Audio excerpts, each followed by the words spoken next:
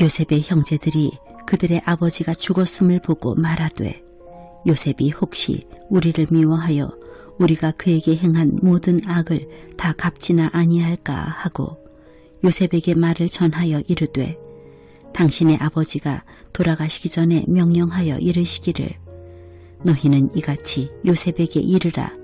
네 형들이 네게 악을 행하였을지라도 이제 바라건대 그들의 허물과 죄를 용서하라 하셨나니 당신 아버지의 하나님의 종들인 우리 죄를 이제 용서하소서 하매 요셉이 그들이 그에게 하는 말을 들을 때에 울었더라.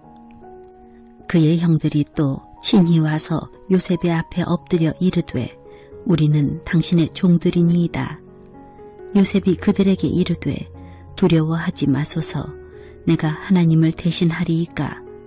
당신들은 나를 해하려 하였으나 하나님은 그것을 선으로 바꾸사 오늘과 같이 많은 백성의 생명을 구원하게 하시려 하셨나니 당신들은 두려워하지 마소서. 내가 당신들과 당신들의 자녀를 기르리이다 하고 그들을 간곡한 말로 위로하였더라. 2025년도의 마지막 날 12월 첫 주일에 하나님께 나와 예배드리시는 모든 성도님들을 주님의 이름으로 환영하고 축복하며 우리 옆사람과 이렇게 인사해보면 좋겠습니다. 주의 은혜로 따뜻한 12월 되세요. 한 번 더 할까요? 주의 은혜로 따뜻한 12월 되세요.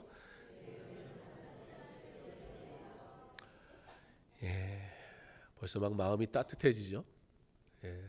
성도가 성도를 위로하는 것, 이보다 복된 것은 없습니다. 위로를 흘려보내는 저와 여러분의 삶이 되기를 소망합니다. 이 한 해의 마지막 달을 맞이한 것도 주의 은혜입니다. 더욱 은혜 안에 거하기를 힘쓰는 주의 자녀 되시기를 축복합니다. 미국의 한 요양원에 할머니 한 분이 지내고 계셨습니다. 평생 자녀를 키우고 자녀들이 각자의 삶으로 떠나가게 된 이후에 이제 요양한 작은 방에 생활합니다. 괜찮다라고 생각하지만 사실 찾아오는 사람도 거의 없고 그 작은 방에 홀로 남겨진 것 같다. 외롭고 쓸쓸한 마음 견딜 수가 없는 순간들이 있었습니다. 어느 날 교회 젊은이들이 이 요양원에 찾아왔습니다. 그래서 우리 할머니들과 함께 찬양을 불렀습니다. 그 순간 할머니의 눈에서 눈물이 흘러내리며 이런 고백을 하셨는데요. 사람들은 나를 잊어도 하나님은 나를 잊지 않으신다는 것을 오늘 이 찬양을 통해 다시 깨닫게 되니 위로를 받습니다. 사랑하는 성도 여러분, 우리의 인생에서 외로움의 빈방에 홀려 남겨진 듯한 순간이 있습니다. 때로는 과거의 상처가 우리를 붙잡고 때로는 죄책감이 우리를 무너뜨리기도 합니다. 사실 사람들 앞에선 의기양양하지만 누구보다 내 스스로가 내가 얼마나 죄인인지 잘 알고 있기 때문에 사탄은 그런 우리의 마음을 집요하게 공격합니다. 네가 무슨 하나님을 위해. 그런 종의 누군가의 어두운 말, 부정적인 말을 듣게 돼버리면 그 사람은 완전히 깊은 수렁에 빠져버리고 맙니다. 오늘 본문 속 요셉의 형들이 그랬습니다. 아버지 야곱이 죽었습니다. 요셉이 용서한다고는 했지만 그래도 아버지가 살아계시니 좀 든든함이 있었단 말입니다. 근데 그 아버지 야곱이 죽게 되니까 이 내면에 감추어져 있었던 이 죄책감, 우리가 요셉을 죽이려고 했었는데 다행히 죽이진 않았지만 팔아버렸고 나중에 이제 요셉을 만난 거잖아요. 그리고 요셉이 어떻게 살았는지 다 들었잖아요. 요셉이 당해야 됐던 그 수모, 고난, 감옥에서의 생활, 오해, 감옥에도 억울하게 갔잖아요. 요셉의 그 모든 이야기를 들을 때 내가 그 일을 저지른 당사자라는 입장에서 그 말을 들을수록 불편하게 들릴 수밖에 없었을 거예요. 그러나 이제는 다 좋아졌으니까 아유 이제 괜찮아 그러고 살아왔단 말이죠. 그리고 먹을 것이 없어서 흉년이 들어서 방황하는 삶에서 애굽으로 와서 풍족하게 요셉 덕분에 누리고 살았으니 굳이 부정적인 얘기할 필요도 없었고 꺼낼 필요도 없었고 감추고 싶은 이야기였어요. 그런데 아버지가 딱 돌아가시고 나니까 불안이 확 찾아온 거예요. 이 죄의 문제가 온전히 해결되지 않으면 우리는 하나님의 은혜를 받고도 끊임없이 신음합니다. 우리의 신앙이 그렇단 말입니다. 요셉이 혹시 우리에게 복수하지 않을까? 내 안에 위로가 없는 사람은 하나님의 은혜를 전달하는 일이 불가능해집니다. 내 안에 은혜가 없는 사람은 내 안에 담겨져 있던 그 두려움이 꿈틀대기 시작하며 세상이 부정적으로 보여지기 시작합니다. 그들의 마음은 여전히 과거에 매여 있었습니다. 은혜를 입었건만. 그러나 여러분, 놀라운 사실은 그게 우리의 모습인데 그럼에도 불구하고 오늘 우리가 이곳에 있을 수 있는 이유는 무엇인가? 하나님은 죄의 자리에 신음하는 우리에게 위로의 씨를 심으시는 분이시기 때문에 오늘 우리가 다시 이곳에 있는 줄 믿습니다. 오늘 여러분과 함께 그 위로가 어떻게 우리를 살리시는지 하나님의 위로를 받는 자의 삶에 대하여 말씀을 나누어 보려고 합니다. 형들은 자신들의 과거의 죄 때문에 불안에 떨면서 사람을 보내서 이렇게 말을 합니다. 요셉이 혹시, 여러분 이 혹시가 문제예요. 상상하지 말고 확인해야 돼요. 혹시가 사람 잡는다고요. 사실 지금까지의 세월이면, 지금까지의 관계면 요셉아 혹시 아직, 찾아가서 혹시를 얘기하더라도 혹시 아직 나 여전히 미워하니? 물었어야죠. 그리고 만약에 요셉이 미워요 형 그러면 미안하다 그러면 되잖아요. 근데 이 혹시가 내 상상이 돼버리면 확인하지 않은 혹시는 사실 큰 오해와 문제를 불러일으켜요. 사실 굉장히 간단한 문제였거든요. 그런데 요셉이 혹시 우리를 미워하여, 그러니까 요셉이 미워한다는 게 아니에요. 사실은 악을 갚지는 아니할까. 자기가 죄 가운데 살고 자기가 죄를 탐닉하고 자기가 그 죄의 욕망 속에 있어 버리니까 요셉도 그럴 거라고 단정 지어 버린 거예요. 그러면서 뭐라고요? 아버지가 돌아가시기 전에, 지금 아버지와 아무 상관이 없어요. 이 죄의 문제는 요셉과 형제들의 문제지 아버지의 문제가 아니었어요. 근데 아버지가 명령했다는 거예요. 뭐라고요? 허물과 죄를 용서하라. 여러분, 허물과 죄를 용서하는 건 너무나 중요한 거죠. 그러나 나의 허물과 죄를 용서하옵소서, 이 죄의 고백이 있어야 하는데 누군가 나의 죄를 용서해 주라고 대신 이야기한다는 것. 그런데 사실 우리의 허물과 죄를 우리 주님이 날 위해 대신 용서하셨습니다. 제물 되셔서. 오늘 이 요셉의 형제들의 고백 속에는 우리 인간의 근본적인 죄의 모습이 담겨 있고요. 그리고 그럼에도 불구하고 우리의 허물과 죄를 용서하시는 예수님의 그 십자가의 은혜가 담겨져 있습니다. 여러분, 요셉이 형제들로부터 전달되어진 이 얘기를 듣고 어떻게 했냐면 울었어요. 여러분 혹시 요셉이 언제 울었는지 기억나시나요? 팔려와서 모진 고난을 다 겪고 하나님이 회복시키시는 은혜를 경험하면서 총리의 자리에 올라 그 주변에 기근이 들어서 아무것도 먹을 것이 없어 그 주변 나라에서 수많은 사람들이 애굽에는 이미 하나님께서 요셉에게 꿈을 꾸게 하셔서 충분히 준비케 하신 하나님의 일하심을 경험한 요셉이 그때 누구를 만나요? 곡식 구하러 온 형제들을 만나잖아요. 그때 요셉이 잠깐 일어나서 들어가가지고 눈물을 흘려요. 감사의 눈물, 반가움의 눈물. 그간 있었던 해결되지 않았던 이 괴로움의 상처의 아픔이 그냥 눈독들 확 녹아내리는데 눈물이 팍 쏟아지는 거예요. 그런데 그렇게 용서했건만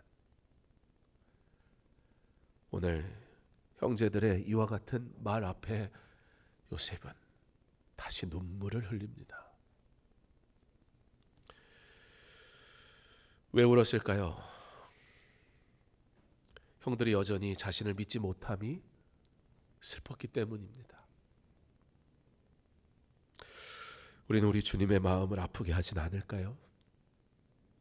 나 같은 죄인 살리시는 주 은혜 놀라워라고 고백하지만 그 은혜를 입었지만 여전히 죄를 사랑하며 또 죄의 모습을 가지고 나아가는 우리의 모습을 우리는 오늘 요셉의 형제들의 모습을 통해 보게 됩니다.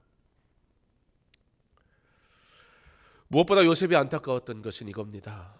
하나님이 하신 일을 형제들이 보지 못했다는 것. 하나님이 저와 여러분에게 베푸신 은혜를 알기를 원합니다. 하나님이 어떻게 우리를 구원하시고 사랑하셨는지 우리가 알기를 원합니다. 사랑하는 성도 여러분, 우리도 때로 하나님이 이미 용서하신 죄를 여전히 붙들고 과거에 얽매여 정죄하며 괴로워하지는 않습니까? 그것은 마귀가 주는 마음입니다. 마귀는 너 같은 게 무슨, 야, 너 지난 한 주도 사실 어디 너 같은 게 감히 나와서 그 입에 찬양을 담아 기도를 해. 할 말이 없거든요. 사탄은 그렇게 너무 노력하지 마. 야, 너 같아도 너 같은 사람 구원해 주겠냐? 끊임없이 우리의 과거의 문제를 가지고 사탄은 정죄해요. 여러분, 정죄당하는데 흔들리지 않을 사람이 어디 있습니까? 그런데 하나님은 그런 우리를 끊임없이 위로하십니다. 너는 이제 새 사람이다. 내가 너를 용서했다. 내가 너를 사랑한다. 요셉의 눈물은 안타까운 눈물이기도 했지만 형제들을 향한 그 상처를 향한 위로의 눈물이기도 했습니다. 왜냐하면 그가 하나님으로부터 위로를 받았기 때문입니다. 하나님께 받은 위로는 이와 같이 누군가의 죄책감을 풀어주는 은혜로 나타납니다. 제가 대학 다닐 때 저희 동기들 또 후배들 데리고 수년간 서울역에서 노숙자분들 섬기는 일을 했었습니다. 일주일에 한 번씩 한 20여 명 같이 가서 매일 밥을 퍼주는 사역을 하시는 공동체가 있었거든요. 그래서 거기에 가가지고 같이 밥을 푸고 또 이 서울역 지금 이 남대문 경찰서 있고 이 지하 도로 있고 또 이쪽에 연세 빌딩인가 있나요? 예. 그 지하 도로 거기에 이제 밥을 쫙 차려놓으면 노숙자분들이 딱 오세요. 추운 겨울은 더군다나 이 따뜻한 밥 한 공기가 중요하니까. 그럼 줄을 쫙 서 있고 저희들은 지나가시는 분들 방해 안 되게 벽에 딱 붙어가지고 찬양하고 복음 전하고 또 밥도 푸고 그리고 노숙자분들 손 잡아드리고 힘내세요. 하나님이 함께 하십니다.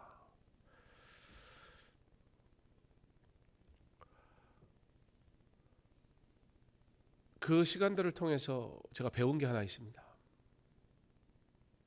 우리는 사람을 알지 못한다. 그 안에 있는 하나님은 더더욱 보지 못한다.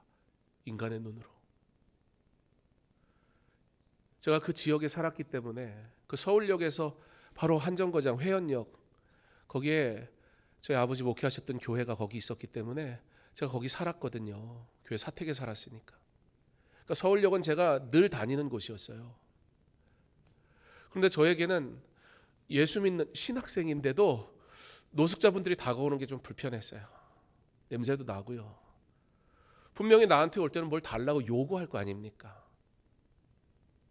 어떤 면에서는 왜 저 사람은 저런 인생을 살지? 정죄하면 안 되는데 나의 오늘 나가 내가 된 것이 주의 은혜인데 마치 또 나는 내 실력으로 된 것 마냥 누군가를 쉽게 평가하고 판단하고 심지어 정죄하고. 근데 그 사역을 하면서 그분의 손을 딱 잡는데 이분도 하나님이 사랑하는 하나님의 사람이더라고요. 하나님은 악을 선으로 바꾸시는 분입니다. 요셉이 자신의 인생을 이렇게 해석을 해요. 당신들은 나를 해하려 하였으나 하나님은 그것을 선으로 바꾸셨습니다. 우리의 판단과 상관없이 우리의 행위는 옳지 않을지 모르겠지만 그러나 여전히 하나님은 그 하나님의 선하신 일을 반드시 이루어 가시더란 말입니다. 이것은 인생 전체에 대한 신앙 고백입니다.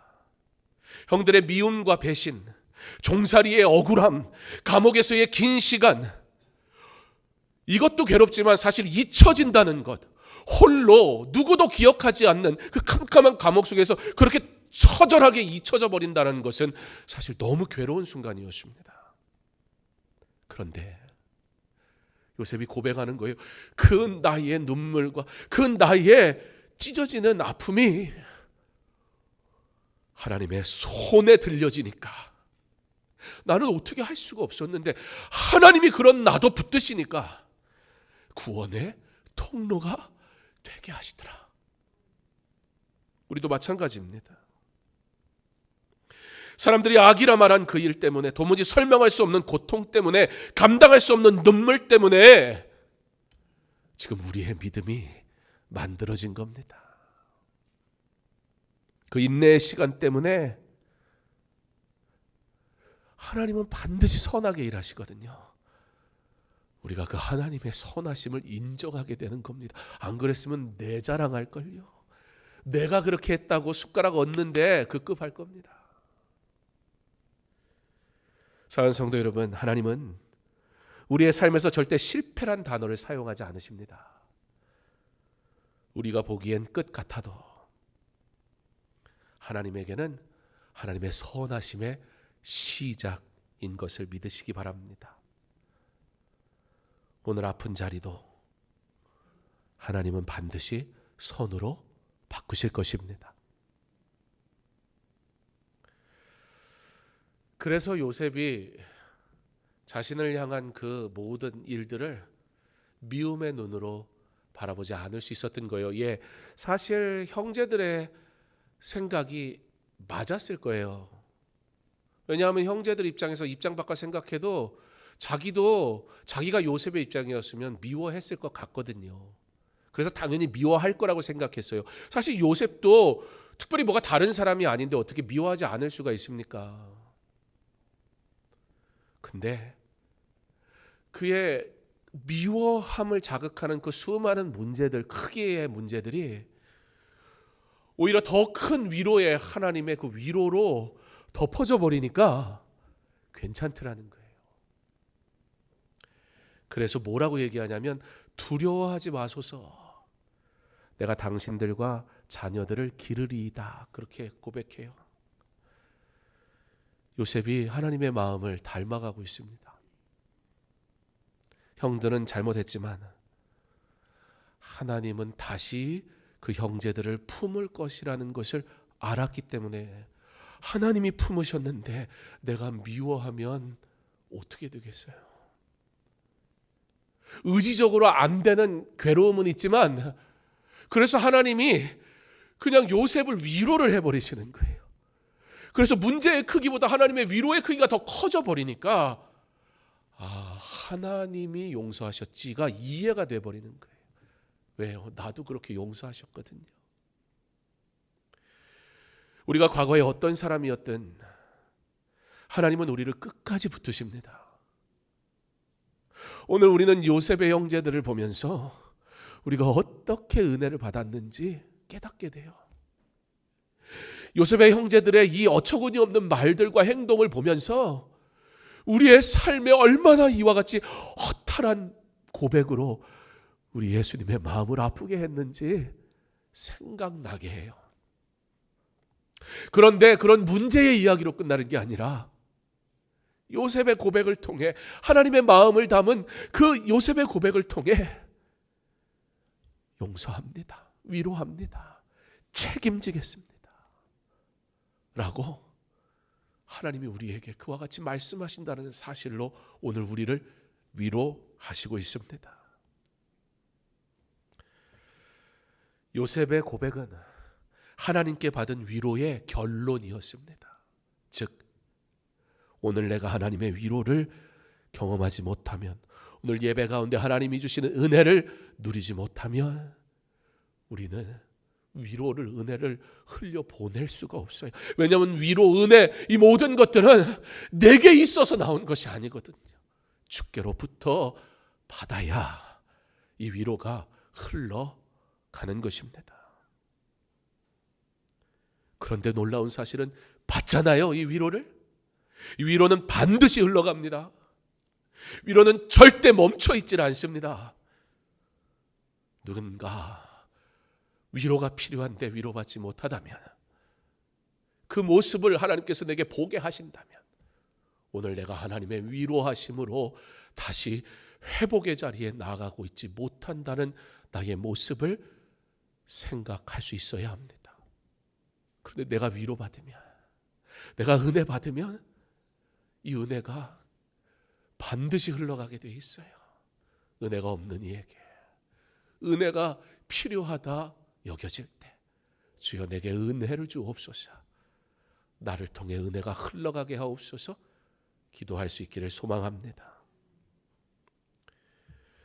미국 나이팅게일 프로젝트에서 봉사하던 한 청년이 있었습니다. 그는 아주 어린 시절 부모님에게 버림을 받았습니다. 상처는 깊었습니다. 사랑하는 것이 어려웠고 사랑받는다는 것도 사실 어려웠습니다. 세상에 대한 불신이 많았습니다. 그의 삶의 이와 같은 환경은 사람을 믿지 못하는 모습으로 드러나게 됐고 누구도 사랑할 수 없는 자가 되어버리고 말았습니다. 그런데 이 청년이 어떤 이유에선가 병원 봉사를 시작하게 된 거예요. 그러면서 조금씩 변화가 일어나기 시작했습니다. 홀로 투병하며 쓰러져 있는 환자들, 가족에게 외면당한 이들, 자신이 가장 처절한 인생인 줄 알았는데 오늘 신음하고 있는 그들의 모습을 보면서 나도 무언가 이들에게 위로를 전달할 수 있지 않을까라는 생각이 들어서 그들의 손을 꼭 잡아주기 시작했습니다. 그리고 막연하지만 기도하기 시작했습니다. 그는 뜻밖의 그런 자신의 모습을 발견한 어느 날 이런 고백을 합니다. 나도 이런 사랑이 필요했던 사람이구나. 괜찮다 말하지 마세요. 그러나 먼저 하나님의 위로를 받으시기 바랍니다. 내가 위로받지 않으면 내 입에, 내 생각에, 내 말에 위로가 흘러갈 수가 없습니다. 우리는 죄인입니다. 내가 은혜 받지 않으면 하나님의 은혜를 도무지 흘려보낼 수가 없습니다. 위로하다가 나에게도 위로가 필요했던 거구나. 괜찮아. 견뎌내지 말고 하나님 앞에 하나님의 은혜가 필요하다고 고백하시기 바랍니다. 그는 고백합니다. 나도 이런 사랑이 필요했고 하나님은 나를 끊임없이 위로하셨다. 그리고 하나님께서 오늘 나를 통해 또 다른 나를 위로하고 계신다. 그래서 이렇게 결론을 짓습니다. 내 상처가, 내 아픔이 누군가를 살릴 수 있다면 그 상처는 더 이상 상처가 아닙니다. 상처에 머물러 있지 말고 나의 아픔을 아시는 주님께 나아와 주님 품에 안기시고 위로를 받으시기 바랍니다. 제가 서울역에서 그렇게 복음을 전하고 또 봉사하는 사역을 시작한 이후로 여전히 제가 거기 사니까 제가 서울역을 자주 가게 되잖아요. 그러니까 이제는 제가 노숙자분들을 만나는데 아는 분이에요. 매주 만나잖아요. 매주. 예전 같으면 그분이 저한테 찾아오시면 모른 척 해야 되나? 이랬을지 모르겠는데 반갑더라고요. 근데 그분이 저한테 오셔서 제 손을 딱 잡으면서 나 이제 더 이상 노숙자로 안 살 겁니다. 그분은 그분이 받은 위로를 저한테 전했는데 그 말이 제게 위로가 되더라고요. 여러분, 우리는 더 이상 죄인으로 살지 않습니다. 우리는 더 이상 죄 가운데 살지 않습니다. 우리는 하나님의 은혜를 받은 자이지 않습니까? 하나님의 위로를 받으시기 바랍니다. 그런 나를 통해 하나님의 위로가 흘러가서 함께 하나님의 위로를 받을 수 있길 간절히 소망합니다. 사랑하는 성도 여러분, 하나님께서 우리를 찾아와 주시는 위로는 그저 그 마음 어루만져주는 일시적인 문제를 해결해주는 그런 위로가 아닙니다. 그러나 그 위로는 방향을 가진 은혜입니다. 흘러가는 은혜란 말입니다. 여러분의 믿음은 흘러가야 합니다. 지금 여러분의 말과 여러분의 섬김과 하나님을 위한 모든 일들이 멈춰 있습니까? 흘러가고 있습니까? 위로가 되게 하옵소서. 근데 내가 할 수가 없습니다. 하나님 나를 위로하여 주옵소서. 하나님의 위로를 얻는 이 시간 되기를 간절히 소망합니다. 하나님의 섭리 가운데 믿음의 길을 걸어야 겪어야 했던 요셉의 모든 아픔과 눈물이 결국 한 민족을 살리는 길이 되었듯이 우리의 인생에서 버려진 것처럼 보이던 나의 상처들, 문제들, 아픔들 하나님 손에 붙들릴 때 누군가를 살리는 통로가 되게 하실 줄 믿습니다. 그러므로 오늘 말씀이 우리에게 주시는 결론은 이겁니다. 첫째, 과거는 더 이상 나를 정의할 수 없다. 정죄할 수 없습니다. 요셉의 형들은 과거에 갇혀 두려움에 떨었지만 나 같은 자도 구원받았을까? 나 같은 자도 주를 위해 섬겨도 되는 걸까? 사탄은 끊임없이 우리에게 우리의 연약함을 후벼 팔 거예요. 아플 겁니다. 그러나 우리 주님은 더 이상 정죄함이 없다 말씀하십니다. 내가 너를 사랑한다 말씀하십니다. 내가 너를 용서했다라고 말씀하십니다. 두려움에 떨었던 요셉의 형제들, 그러나 하나님은 요셉을 통해 그들의 삶의 새로운 미래를 선언하십니다. 우리도 더는 과거의 죄책감에 시달릴 이유가 없습니다. 이곳에 와 기쁨으로 하나님 앞에 영광의 찬양을 올리십시오. 죄인이 왔습니다 그러지 말고, 한 주간 죄 가운데 살았습니다 그러지 말고, 주님 믿음으로 살아가려고 몸부림치다 왔습니다. 있는 모습 그대로 나를 받으시는 줄 압니다. 주의 말씀으로 다시 위로를 받게 하옵소서. 더 이상 과거의 죄책감에 시달리지 않고 하나님 이미 용서하셨고 우리의 이름을 부르심을 믿으시기 바랍니다. 둘째, 아픔은 하나님의 작품이 되는 재료입니다. 세상의 악은 하나님의 손에서 선한 도구로 변합니다. 악이 괜찮다는 것이 아닙니다. 오히려 그 악한 길을 가는 자를 위해 기도하십시오. 왜 하나님의 일에 악한 길에 서 있어야 하는지 긍휼히 여기는 마음을 내게 주시기를 원합니다. 우리가 깨진 조각 같을지라도 하나님은 그 조각을 사용해 누군가의 인생을 새롭게 만드십니다. 멋있는 작품으로 다시 만들어지면 주를 위해 사는 것이 아니라 깨진 조각 같은 나도 주님께서 붙드시면 하나님의 위로를 전하는 귀한 삶이 된단 말입니다. 셋째, 받은 위로는 반드시 흘러가야 합니다. 은혜를 받았습니까? 하나님의 위로를 받았습니까? 여러분, 다른 거 말고 그 은혜, 그 위로를 흘려보내는 삶을 사십시오.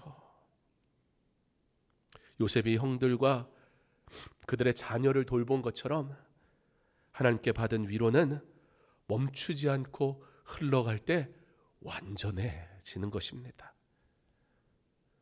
혹시 지금 마음 깊은 곳에 아직 치유되지 않는 상처가 있으신가요? 주님, 내가 요셉의 형제들과 같은 사람이었습니다. 은혜를 받았지만 그것을 은혜로 흘려보내지 못했던, 하나님 앞에 나왔지만 여전히 갈팡질팡 두려워하며 은혜의 자리에서 은혜를 누리지 못하는 그런 존재였습니다. 그러나 오늘 말씀을 통해 듣습니다. 괜찮습니다. 나는 이미 용서했습니다. 당신뿐만 아니라 당신의 자녀들까지 책임지겠습니다. 하나님이 저에게 말씀으로 이렇게 말씀하시니 주님, 다시 힘내겠습니다. 이제는 위로받는 자 되었으니 이 위로를 흘려보내는 자 되겠습니다. 이 믿음의 결단으로 하나님의 위로가 다시 나를 회복시키시기를 소망합니다. 오늘 하나님께서 저와 여러분에게 말씀하십니다. 두려워하지 말라. 내가 너를 위로하는 하나님이다. 이사야 선지자에게 주신 말씀이며 북이스라엘의 멸망을 보며 두려워했던 남유다 백성에게 주시는 하나님의 위로의 말씀입니다. 이 말씀을 가슴에 품고 믿으십시오. 그리고 이렇게 고백하십시오. 주님, 제 상처 위에 하나님의 위로의 꽃을 피우소서. 하나님께 받은 위로가 오늘 여러분의 가정과 직장과 관계 속에 흘러가기를 축복합니다. 그리고 그 위로가 또 다른 영혼을 살리는 구원의 은혜가 되게 하시기를 주님의 이름으로 축원합니다.